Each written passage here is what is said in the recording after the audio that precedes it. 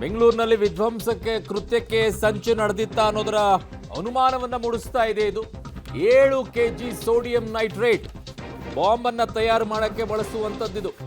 ಬೆಂಗಳೂರಿನಲ್ಲಿ LLB ಓದ್ತಾ ಇದ್ದಂತ ಶಮಿಯುಲ್ಲಾ ಬಾಡಿಗೆ ಮನೆಯಲ್ಲಿ 7 ಕೆಜಿ ಸೋಡಿಯಂ ನೈಟ್ರೇಟ್ ಸಿಕ್ಕಿರೋದು. ಬಾಂಬ್ ತಯಾರಿಕೆಗೆ ಬಳಸುವಂತದ್ರಲ್ಲಿ ಇದು ಒಂದು ಕೂಡ ಪ್ರಮುಖ. ಸೋಡಿಯಂ ನೈಟ್ರೇಟ್ ಸೀಸ್ ಮಾಡಿದ್ದಾರೆ. ಈಗ ಯಾಕೆ ತಂದಿದ್ರು ಏನು, ಅದು LLB ಓದ್ತಾ ಇದ್ದಂಥ ಈ ಶಮಿಯುಲ್ಲಾ ಬಳಿ ಸಿಕ್ಕಿರೋದು ಯಾಕೆ? ಬ್ಯಾಡ್ರಹಳ್ಳಿ ಬಾಡಿಗೆ ಮನೆಯಲ್ಲಿದ್ದಂತಹ ಈ ಶಮಿಯುಲ್ಲಾ ನಿವಾಸದಲ್ಲಿ ಈಗ 7 ಕೆಜಿ ಸೋಡಿಯಂ ನೈಟ್ರೇಟ್ ಸಿಕ್ಕಿದೆ. ನನ್ನ ಸಹೋದ್ಯೋಗಿ ನರಸಿಂಹಮೂರ್ತಿ ನನ್ನೊಂದಿಗೆ ಈಗ ಸಂಪರ್ಕಕ್ಕೆ ಸಿಗ್ತಾ ಇದ್ದಾರೆ. ನರಸಿಂಹಮೂರ್ತಿ, LLB ಓದ್ತಾ ಇದ್ದಂಥ ಈ ಶಮಿಯುಲ್ಲಾ ನಿವಾಸದಲ್ಲಿ ಸೋಡಿಯಂ ನೈಟ್ರೇಟ್ ಎಲ್ಲಿಂದ ಬಂತು? 7 ಕೆಜಿ ಏನಿದೆ ಇದ್ರ ಬಗ್ಗೆ ಅಪ್ಡೇಟ್ಸ್ ನರಸಿಂಹಮೂರ್ತಿ?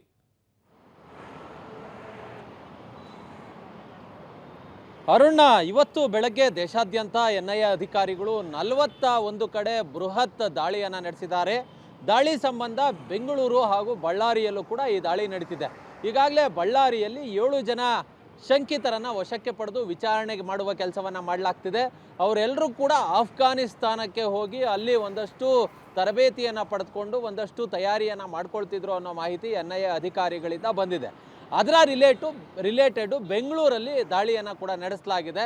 ಬೆಂಗಳೂರಿನ ಬ್ಯಾಡರಹಳ್ಳಿ ಪೊಲೀಸ್ ಠಾಣಾ ವ್ಯಾಪ್ತಿಯ ಪ್ರಕೃತಿ ನಗರ ಅಂತೇಳಿ ಅಲ್ಲಿ ಸಂಪತ್ ಎಂಬುವರ ಮನೆಯಲ್ಲಿ ಈ ಶಮಿಯುಲ್ಲಾ ಈತ ವಿದ್ಯಾರ್ಥಿ, ಈತ ಸುಮಾರು ಒಂದು 7 ಕೆಜಿಯಷ್ಟು ಈ ಸೋಡಿಯಂ ನೈಟ್ರೇಟನ್ನು ಇಟ್ಕೊಂಡಿದ್ದ ಅನ್ನೋ ಮಾಹಿತಿಗಳು ಲಭ್ಯವಾಗ್ತಿದೆ. ಇದೀಗ ಸೋಡಿಯಂ ನೈಟ್ರೇಟನ್ನು NIA ಅಧಿಕಾರಿಗಳು ವಶಕ್ಕೆ ಪಡೆದುಕೊಂಡಿದ್ದಾರೆ. ಈತನನ್ನು ಕೂಡ ಅರೆಸ್ಟ್ ಮಾಡುವ ಕೆಲಸವನ್ನು ಮಾಡಲಾಗಿದೆ. ಈತನ ಜೊತೆಯಲ್ಲೂ ಕೂಡ ಸುಮಾರು 4 ಮಂದಿ ರೂಮನ್ನು ಶೇರ್ ಮಾಡಿಕೊಂಡಿದ್ರು. ಅದರಲ್ಲಿ ಒಬ್ಬಾತ ಪ್ರತಿಷ್ಠಿತ ಕಾಲೇಜಿನಲ್ಲಿ ಇಂಜಿನಿಯರಿಂಗ್ ವ್ಯಾಸಂಗವನ್ನು ಕೂಡ ಮಾಡ್ತಿದ್ದ ಅನ್ನೋ ಮಾಹಿತಿಗಳು ಲಭ್ಯವಾಗ್ತಿದೆ. ಅಲ್ಲಿಗೆ ಈ ಸೋಡಿಯಂ ನೈಟ್ರೇಟನ್ನು ಸ್ಫೋಟಕವನ್ನು ತಯಾರು ಮಾಡುವ ಕಚ್ಚಾ ವಸ್ತುವನ್ನಾಗಿ ಬಳಕೆ ಮಾಡಲಾಗುತ್ತೆ. ಹೀಗಾಗಿ ಈ ಸೋಡಿಯಂ ನೈಟ್ರೇಟನ್ನು ಯಾಕೆ ಇಟ್ಕೊಂಡಿದ್ದ ಅನ್ನೋ ಹಿನ್ನೆಲೆಯಲ್ಲಿ ಈ ಒಂದು ತನಿಖೆ ಏನಿದೆ ಇದು ನಡೀತಿರೋದು. ಕೆಲ ದಿನಗಳ ಹಿಂದೆ ಹೈದರಾಬಾದ್ನಲ್ಲಿ NIA ಅಧಿಕಾರಿಗಳು ಒಂದು FIR ಅನ್ನು ದಾಖಲು ಮಾಡಿರ್ತಾರೆ ಅರುಣ್. ಆ ಪ್ರಕರಣ UAPA ಪ್ರಕರಣವನ್ನು ದಾಖಲು ಮಾಡಿಕೊಂಡಿರ್ತಾರೆ.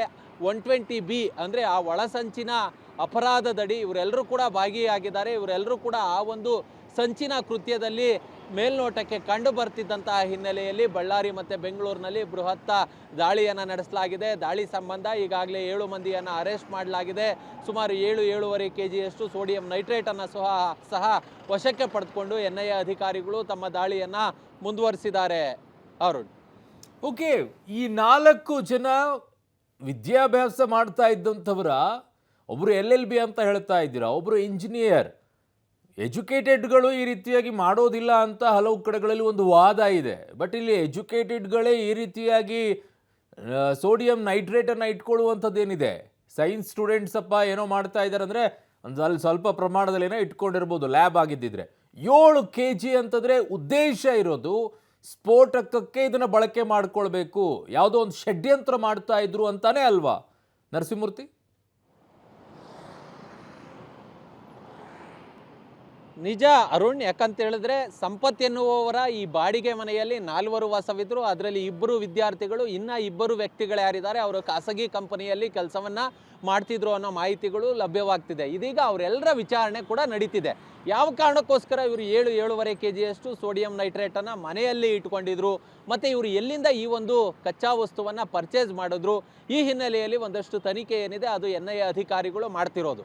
ಅನ್ಲಾಫುಲ್ ಪ್ರಿವೆನ್ಷನ್ ಆ್ಯಕ್ಟ್ ಅಡಿ ಪ್ರಕರಣವನ್ನು ಹೈದರಾಬಾದ್ನಲ್ಲಿ ದಾಖಲಿಸಿದ್ದಂತಹ NIA ಅಧಿಕಾರಿಗಳು ಅದರ ವಿಚಾರಣೆಯಲ್ಲಿ ಅದರಲ್ಲಿ ಸಿಕ್ಕಂತಹ ಆರೋಪಿಗಳನ್ನು ವಿಚಾರಣೆಗೆ ಒಳಪಡಿಸಿದಂತಹ ಸಂದರ್ಭದಲ್ಲಿ ಆ ಪ್ರಮುಖ ಆರೋಪಿಗಳ ಸಂಪರ್ಕದಲ್ಲಿ ಯಾರ್ಯಾರಿದ್ರು ಅವರೆಲ್ಲರನ್ನ ಕೂಡ ಇವತ್ತು ದಾಳಿಯ ಮುಖಾಂತರ ಅವ್ರನ್ನ ವಶಕ್ಕೆ ಪಡೆದುಕೊಳ್ಳಲಾಗಿದೆ.